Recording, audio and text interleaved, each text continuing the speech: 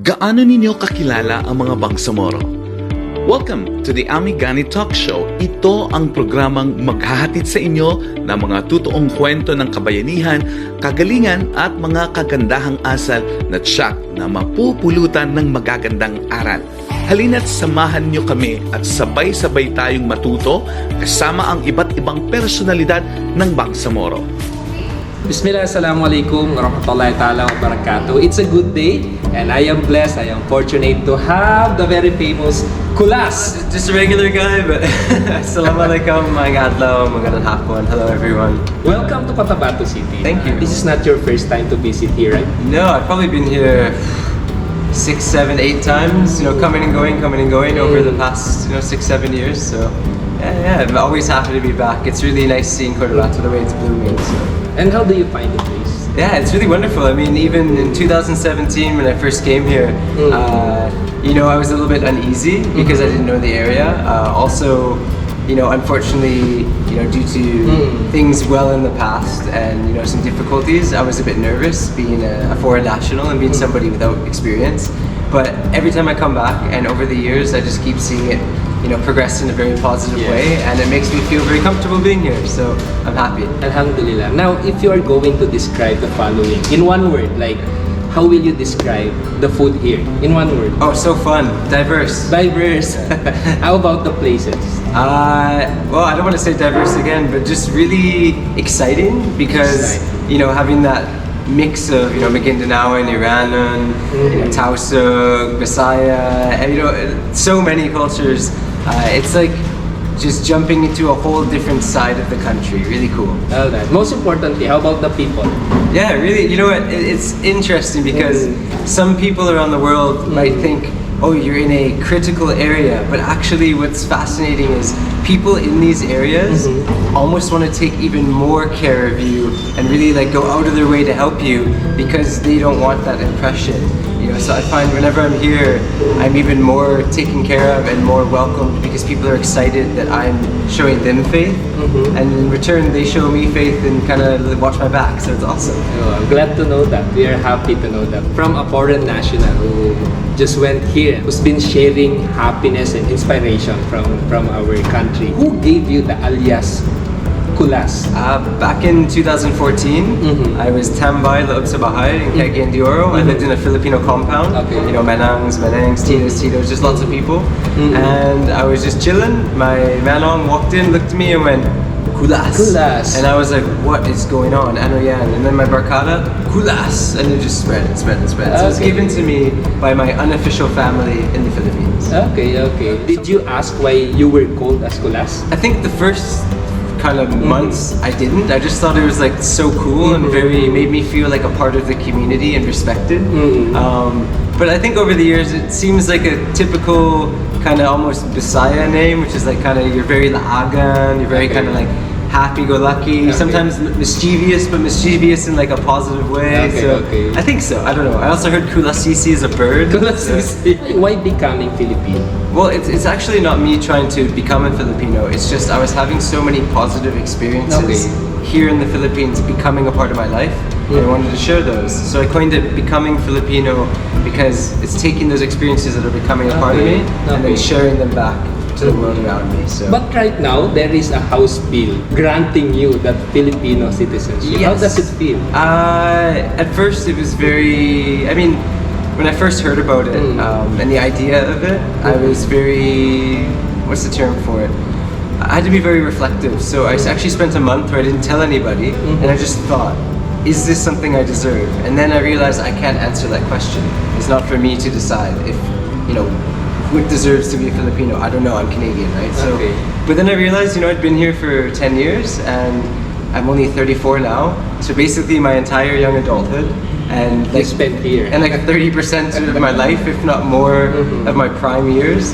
And then I realized too, being 34 and being in good health and, knock on wood, and being very motivated and determined and having a really wonderful community I connect with, who also believes in me, I felt like, okay, if ever it was going to happen, then I feel like maybe now would be the time so I can really use my years to try and be with the community and do positive things in the community. How was the journey started? I literally worked with Filipinos in Hong Kong. They were my work colleagues. I became very connected with them because they were wonderful people. I loved their attitude. I loved hanging out with them. They invited me to the country. And over the course of 1 year in 2013, I would come and go. Work in Hong Kong, stay here for a few months, work in Hong Kong. And then, it's a very long story, but I just became very appreciative and inspired by the attitude of people here. And then, not just the attitude, that started to grow and grow and grow into different experiences I was having. Like, for example, the resiliency of people, the way people can adapt to situations, just the ability for people to be happy. And so after becoming very inspired, I then decided I need to talk about this and share about this. And I decided to hop on a scooter because I figured it would be the most open way to my environment around me, so I'd really experience it. And you know, a lot of people were afraid. They messaged me, oh, it's very dangerous.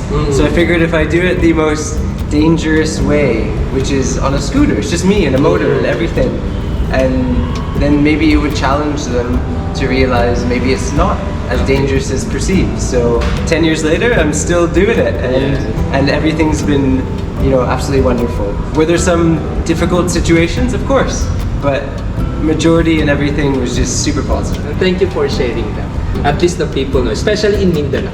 Yeah, Or in Bangsamoro. Because, you know, the media, you know, there is that perception that places here in Bangsamoro or Mindanao in general is not that safe to travel. Even one of my close barkada, cameraman Kumar, we were just driving here yesterday, and we were passing through an area, you know, in Barm, and I remember he looked over, and you could see a lot of people were wearing hijab, and some people had their full covering, and you could tell that some people were Muslim, and there's mosques, and he told me, he's like, you know, it's really sad that whenever people see places with people who look, you know, are wearing specific clothes, or, you know, where there's mosques, how a lot of Filipinos and foreign nationals would instantly think of, oh, it must be dangerous or intense, or when, again, don't get me wrong, all over the world and all over different areas of the Philippines as well, there are some intense things that have happened.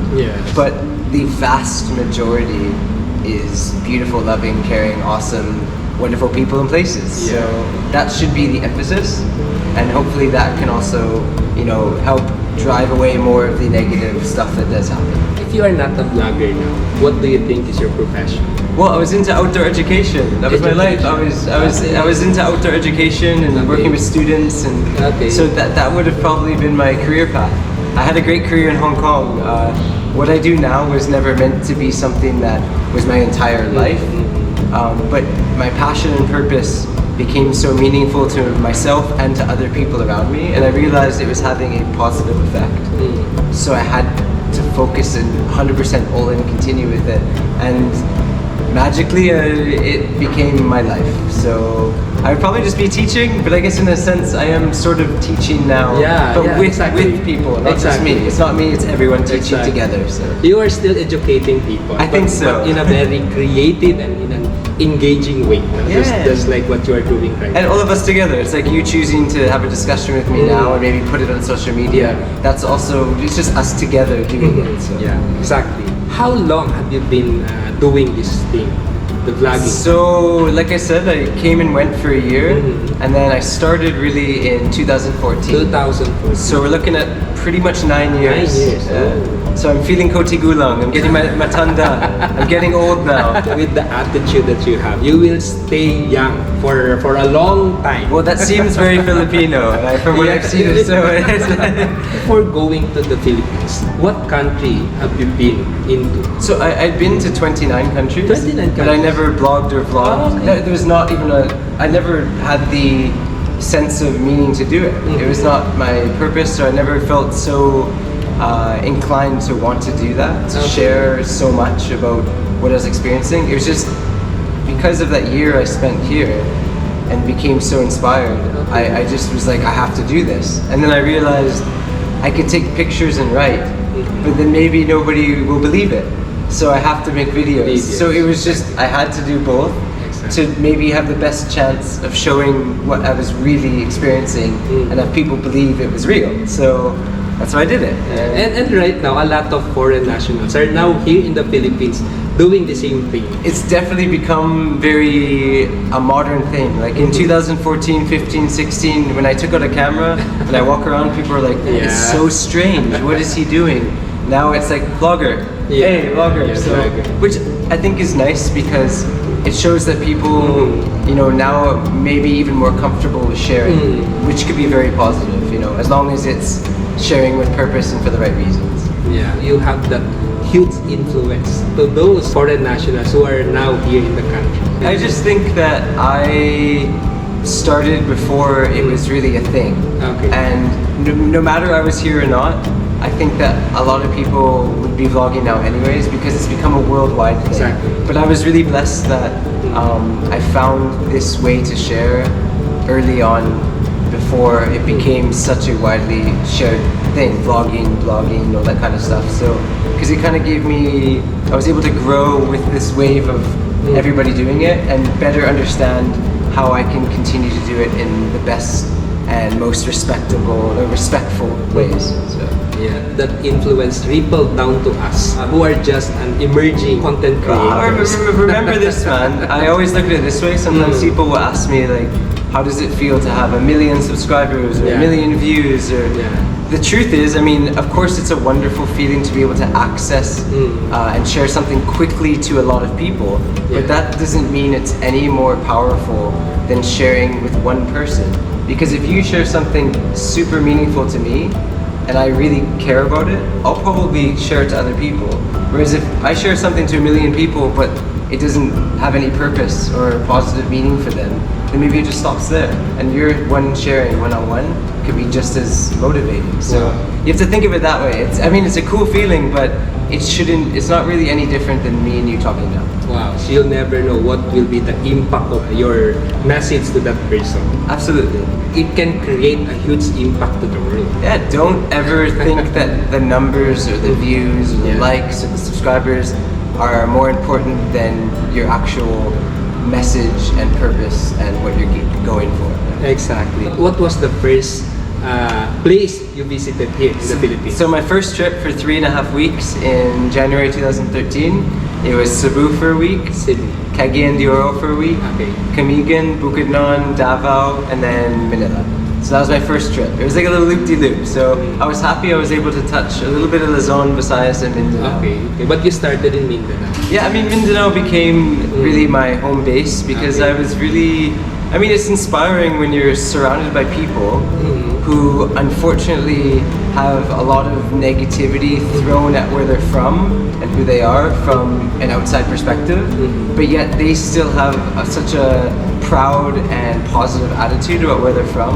I was really attracted to being a part of that community. Okay. And it made me feel like no matter if people are doing things that have a negative effect or not a negative effect that really make me feel like I should feel bad or sad or angry about stuff, how I can still, be positive and be proud. And so I really connected with that kind of being a part of a community, having to deal with negative perceptions. Yeah. I am just curious, how do you plan for your travels?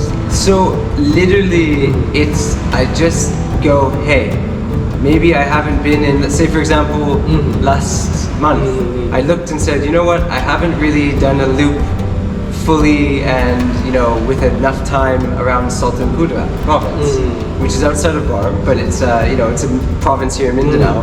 So I thought, okay, I'm gonna do that. And then I just go. And it's different now because we have so much technology that I can just look at Google Maps and I can follow myself. And if I want to research something, I can just type it into Facebook, type it into Google. So, and that way too, it allows me to just really feel and respond. I mean, I don't tend to do many invited, planned trips. If I do, it's very usually for a short time and for some sort of cool thing or for just sort of a fun experience or a purpose. But I find the best way to fully understand somewhere is to put yourself out there without people even realizing you're coming, Like if I come to Cotabato now and I, tell everybody and I say, hey, let's hang out, and everyone shows me. I mean, that's wonderful and it's a true experience. But the real way to get a full sense of my environment is just to go. The raw one. Just go. Just go and see what happens. Yeah. But to do so respectfully, what I mean by that is, of course, research a bit. Of course, ask your friends from areas, you know, and just to understand maybe what is and isn't appropriate. Exactly. How do you ensure that you travel responsibly? I think again, it's a process. So for me, it's let's say I'm leaving from Davao to Cotabato. Okay. Let's say I've never ever gone from Davao to Cotabato. I know nothing of the area. I know no friends. Never been here. The best thing I can do is, as I go, along the way, I talk to lots of people. Okay. Like as I go, and I interact with them. I ask questions with them. I try and learn from them, and I try to understand what the locals there feel is appropriate. Is it okay to go in that area? That people go, yeah, it's great, and hey, you know, I have friends there, and they'd love to, I'm sure, have you around. You know, there's a really cool thing. Okay, great. If I go and somebody's like, you know what, maybe you shouldn't go to this place right now because there's this happening. Or if you're gonna go there, make sure that you dress appropriately, or make sure you realize that there's a specific culture there, and you might have difficulties with the language, or so it's just you ask. It's the most respectful way to travel. It's just on asking. Just keep on asking. Be open, yeah, and also make sure that you show. So if I'm gonna just go around asking, but I don't tell anybody who I am, I'm just a weird random person, that's gonna be tough. Like people won't know who you are. So I have to also be willing to give who I am and show who I am, and that's the best way I find to connect and learn and travel. You've traveled to how many provinces? 81 of 82. 81 of Just making it out, just I haven't been to Sulu yet. Sulu? Yeah, I'm sure I will go. I have many Tausug friends, and I've been meaning to go, but when the time is right, and when I have, the real full extent of understanding why I want to go there and where I like to go. So, again, it's that, like you just said, about traveling responsibly and respectfully and immersing. As we know, some areas, like Sulu is wonderful people. Tausugs are awesome, very strong people. But I also do know that for somebody of a foreign national, it's important that I understand and connect before going there. Exactly. Rather than just run around in Sulu, right? Exactly. I will be there next month at Oh, Sulu. really? Like where? Which place? I'm not yet specific. I was just invited to Nice, to go enjoy there. it. What is your most significant takeaways from all your travels?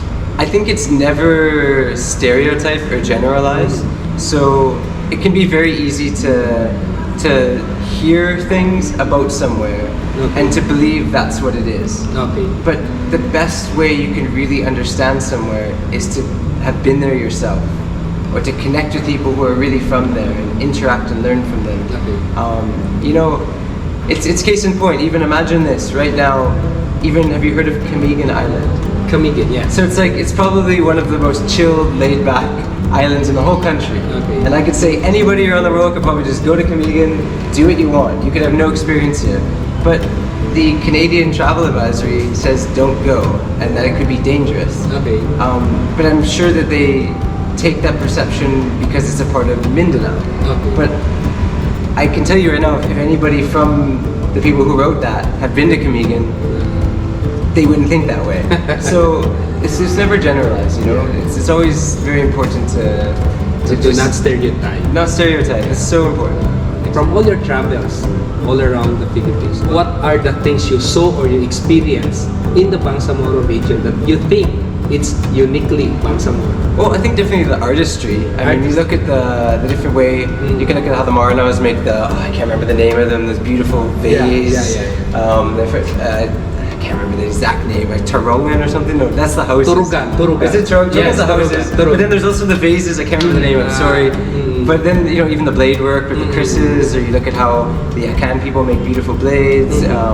I think the colors and the workmanship and artistry of clothing. I mean, look at Maguindanao. When you come through, even in Cotabato, you can tell when it's like a Maguindanao and barangay or sitio because the colors of the flags and it's really very amazing and vibrant.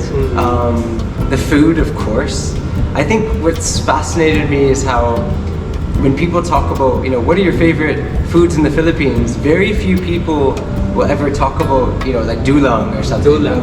Yeah, I think that's the one yakan where they make or tinola itom, that's tausa. Tinola itom. Yeah, or, like all these, there's all these wonderful, farm, indigenous foods, or people who are Maguindanaoan foods, or Maranao foods, but it's rarely talked about in a sense like, well, those are my favorites, because a lot of people haven't experienced them, but it's so unique here, right?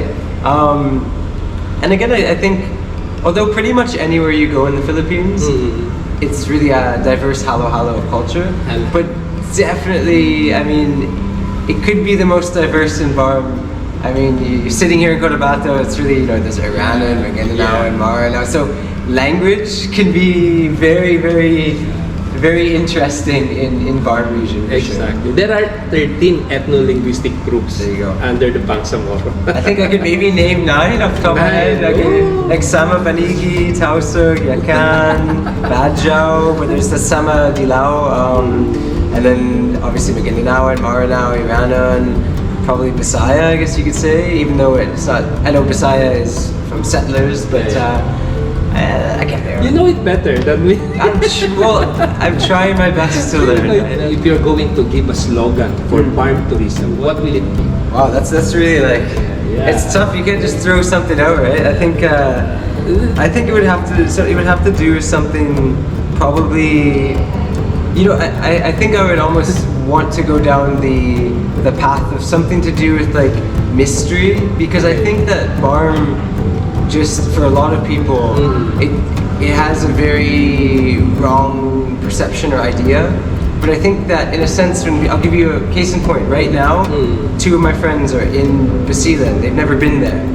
Okay, they've never been there. But they messaged me. They're, wow, this is like, I'm in a different world. It's so fast. So it's like this mysterious. It's different than the usual. And when I mean the usual, I'm referring to there's 110 million people, 80 something provinces. So Barm would make up about 15% of the provinces, maybe 15% of the population. I'm not 100% sure, but there's like that mysteriousness to it, but in a beautiful way. When I say mysteriousness, it's like something to do with that, because it's really, one of those movies where everything just seems so unique and surreal. Okay. I feel like if you're a first-time experience, it can be like that, but in a positive way. The positive thing. So we will let the authority derive a slogan from. Let me answer that in like a few days. Let me think about it more. But that's the first thought in my head. Something to do with mystery. Exactly. But not the term mystery, but that vibe, Yeah. Because for a lot of people, this region is a mystery. They don't know much about it. Many Bangsamoro people are now into vlogging. What piece of advice would you like to give to us, including myself? It's really just understand, first and foremost, your purpose. Yeah.